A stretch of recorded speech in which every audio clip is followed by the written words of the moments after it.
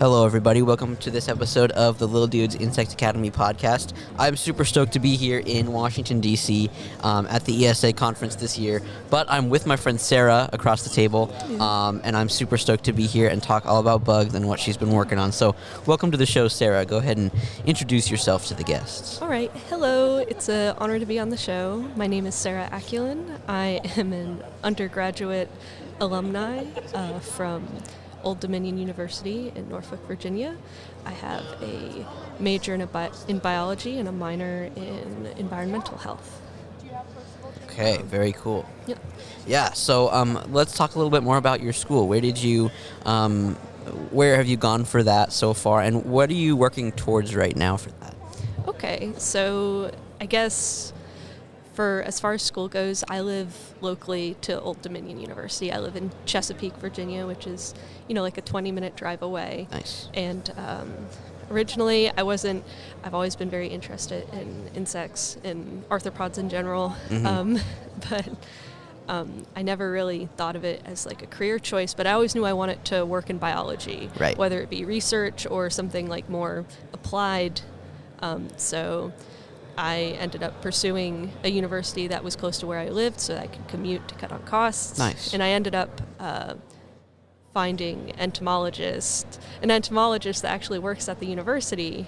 That's great. And teaches like a lot of general and elective courses, and ended up linking up with her. But a lot of my education is focused mainly on just general biology, but also I've done undergraduate research this past year focused on like repellency of essential oils on a different species of ants we have locally, like in a field setting. Nice. I have also I have experience with my current working position. What I do now is I am a mosquito control technician for a local government nearby in the city of Portsmouth, which primarily focuses on like surveillance and treatment of mosquitoes for the city.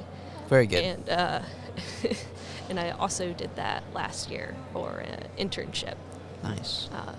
Learning how to do surveillance techniques and really getting out in the field and being around like those potential like sources of like right.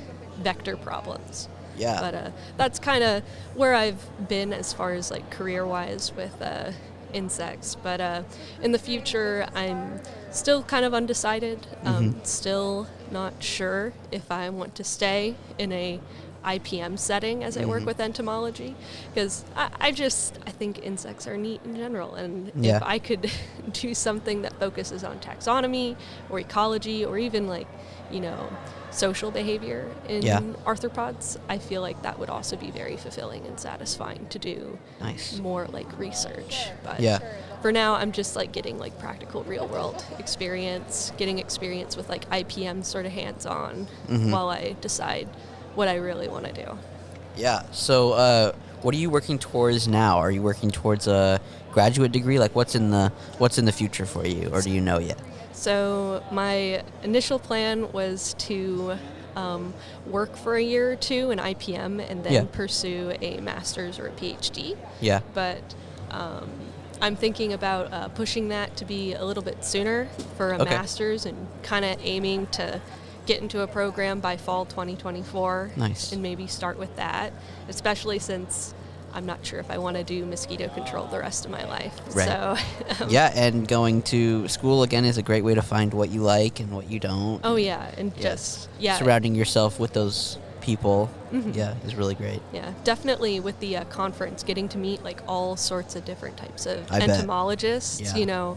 A lot of the times, at least in where I live, a lot of it is focused on like if you could even say focused on, but there's a big focus on like pre-med, and like if you're going to be doing stuff with entomology, it's like medical or it's like related to like diseases in humans. Right. So it's really eye-opening to like come to a conference like this and see like the diversity of people that are here and all the work they're doing. The many different jobs they have. I know. There's a lot out there. Yeah, very cool. Yeah, so you're just getting started. Okay. Oh, yeah. No.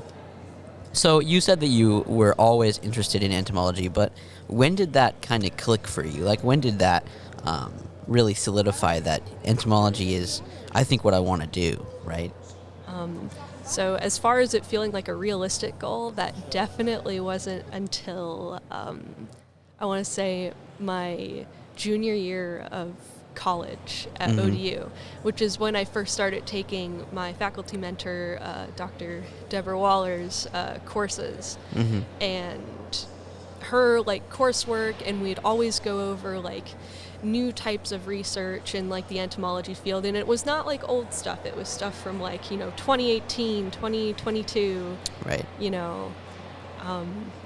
Just like stuff in like the past 5 years, and seeing like all this amazing stuff that people are doing Right. that are like my age and like a little bit older, Yeah. and just all the possibilities there.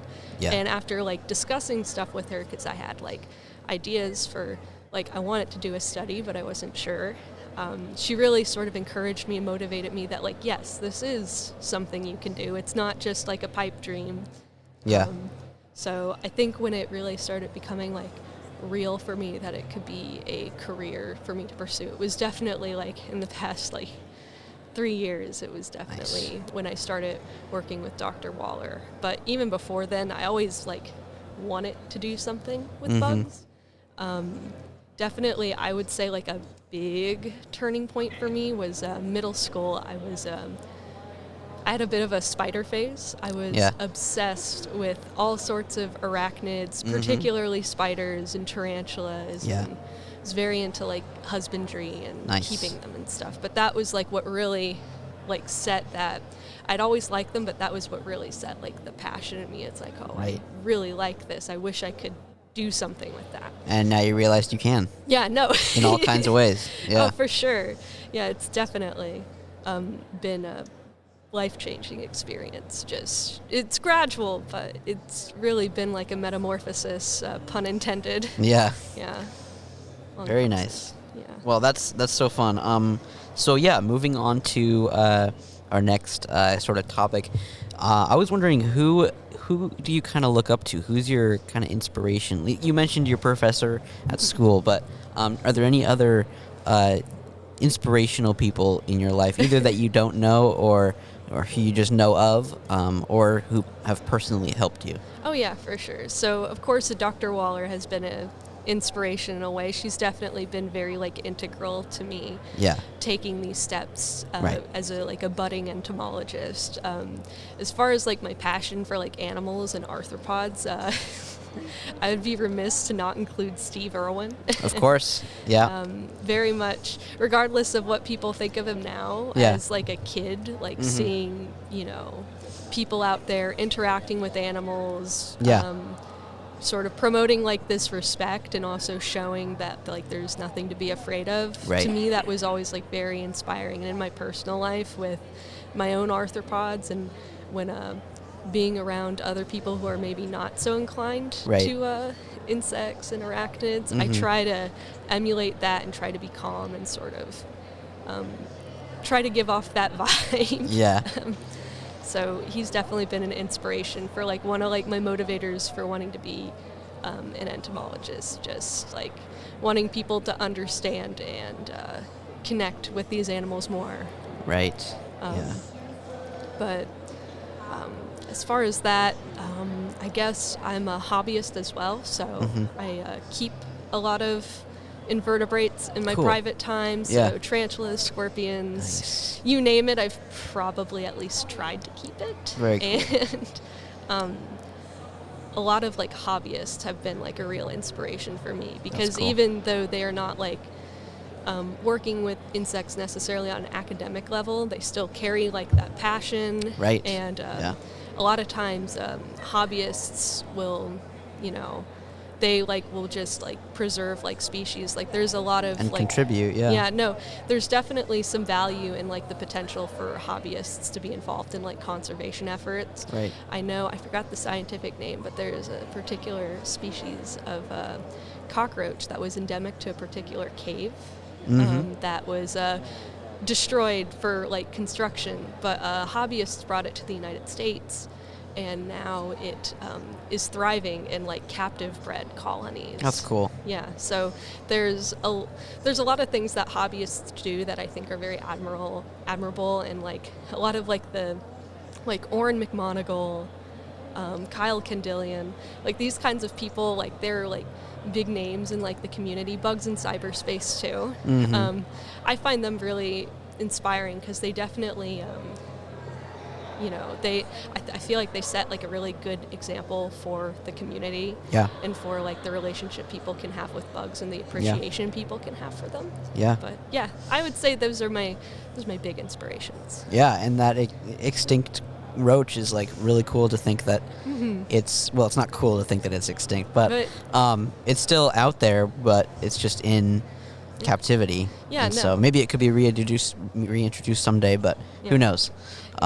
That's really cool. So actually that's a great segue into our next question, because what are some other hobbies or activities that you enjoy in your spare time other than entomology? Although we do find it sort of creeping its way into everything, but definitely it's it's bugs all the way down. Your entire life it's just bugs. That's kind of a tough one. I do really enjoy the husbandry, but I would consider myself a casual gamer. So nice. I definitely another thing that really got me into my love for animals was Pokemon. I've been playing Pokemon games since Generation 4, Diamond and Pearl. Nice. So those have always been like cozy comfort games to me. Definitely, I think I've been working on Spiritfarer recently, which is really like soft comfort game. It's kind of sad, where you're sort of ferrying spirits into the afterlife and sort of taking care of them on your big hotel ship, and it's quite a delightful game. But that's definitely another thing I do with my free time, although I'm finding there's less of that now. Sort of transitioning into like a full-time salary job. That especially in the summer is quite demanding, since at least our department, we do have to spray in the evenings for mosquitoes and such when it gets really bad in the summer. So there's like overtime involved in that. So there's not always a lot of free time in the summer for us techs. But so I guess that's something that's another hobby I'm interested in. Yes. Very cool. So we talked a bit about this earlier, but what are some big goals and like dreams for the future? Like maybe research you want to do specifically, or education, or trips you want to go on maybe? Like what are your dreams for the future? Oh my gosh. Okay. So I definitely, it was funny because we were talking about, like, I was telling you off the podcast about the horned passalis, so like best beetles. Yes. And I started like looking at like my work again on like the paper I did, and some of the papers I looked at when I was like putting together my stuff for like, just an undergrad assignment. I was like, man, I really do want to get to that sometime. Like, I would love to be like the person to go back and like review their like subsocial behaviors and their stridulations, like the different types of stridulations they had. I'd love to go back and do like a review on that, and like go through it and like learn like the inner workings of like how to really like document insect, like, for lack of a better term, like sound communication. I definitely I wouldn't mind working with like mosquitoes in a like an ecological stance, more like looking at their life history and like their impact on the environment in like more positive ways, such as like male mosquitoes as pollinators. That'd be definitely something I'd look forward to. And just like Diptera in general are very interesting. Like there's like a diverse, array of fly families, and they all do their own like unique and interesting things. I'd love to like do taxonomy on them, or maybe just study their behavior and their life histories, because for some of these families there's not a lot of work. There's always work to be done. I've been talking with someone recently about like the family Psychotidae. So those are like moth flies or drain flies, the little moth like fuzzy guys that you'll find like in icky drains and in your shower sometimes. They pop up from time to time, and sometimes they can be a problem in like sewage treatment plants in there. But they're mostly Psychodinae, subfamily Psychodinae are mostly benign. A lot of them like dwell in like tree holes and have other interesting life histories. Right. And I'd love to like work on those, because I was talking with someone who's like a specialist recently, and he was really explaining to me that it's like wide open with this particular group of flies. Like there's really not a lot of work done on them. So I don't know, possibilities are endless, but I'd love to continue working with like Diptera, and I definitely like to sort of work my way up so that I can come back to the next ESA meeting. This has been like a really, really great privilege to be here. So I bet. Yeah. Yeah, same here for sure. Yeah. So lastly, where can the viewers go to learn more about you and the work you've been doing? Do you happen to have social media or a website or anything so we can follow along, or maybe the website for the company you work for or something like that? Okay. Well, you can always look up Portsmouth Public Works at Portsmouth Public Works for the city of Virginia. And that's probably a .gov site, but I guess what I would really cite as like a way to find me is I can happily plug my academic email for Old Dominion University, so that would be sakul002 at odu.edu, so sakul002 at odu.edu. And then I do have an Instagram, straight buggin'. So nice. Yeah, that's great. Yeah, no, I was proud of myself for that one when I came up with that. That's a good one. Yeah, so that's just like my personal Instagram. I don't have like a variety of different accounts or anything. No, that's good. So, they can go and follow you along there. Oh yeah, sure thing. Yeah, so thank you so much for being on the show. This was really fun. It was really great to meet you. It was great to meet you too. Thank you so much for this.